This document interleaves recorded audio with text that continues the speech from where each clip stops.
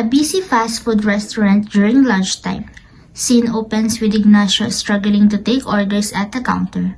Clemente efficiently prepares order in the background, while Enderes and Magda Raog are in line. This line is ridiculous. Relax. It's lunchtime. Next. What can I get for you? 2 cheeseburger, large fries with sodas, please. Be quick. Okay. Two cheeseburgers, large fries, 2 sodas. Oh no! I think I messed up your order. Great. Just great. Now it is taking forever. Ignacio, let me handle this. I'm sorry, ma'am, for the delay of your order. Let me enter your order. It's only take a minute. Okay, ma'am, your total order is 475 pesos.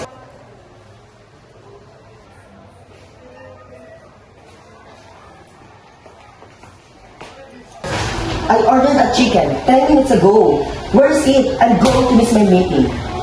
Sir, I'm sorry for the wait. Let me check your order first. It seems that there are some mix-ups, so I will personally prepare your fresh sandwich.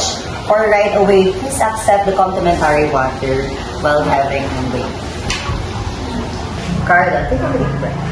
It is okay to have a mistake. Just focus on the one order at a time.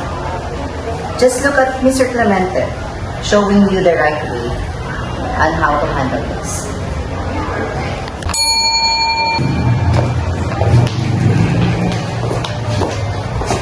This is your order, ma'am, sir. At least it's finally here. See, it all worked out. We try our best, ma'am, to be fair and efficient. Customer satisfaction is our priority. We appreciate your feedback. Ignacio, don't keep yourself about it. Everyone makes mistakes, especially when they're new. I know, but I feel terrible. I messed up the customer's order. And I was so slow. And hindi ko rin gusto mabigo ang manager o ang customers. Christine, I understand. She's been there, but please learn from her mistake. See how she handled the Cruz. Calm, patient, and apologetic.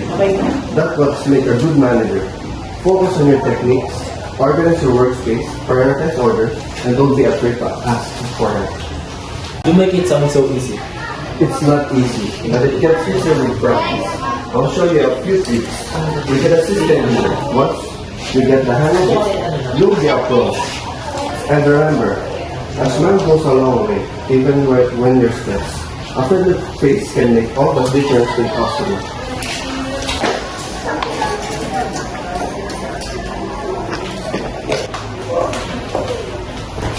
Excuse me, I think there's something wrong with this pizza.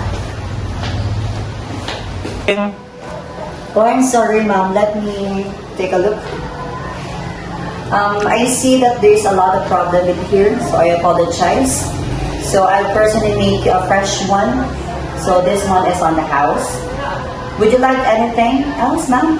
Perhaps there's some extra price to compensate your wait. That's okay, a fresh pizza will do. Of course, we appreciate your understanding. We aim for perfection, but sometimes things don't always go as planned. We're always striving to improve now.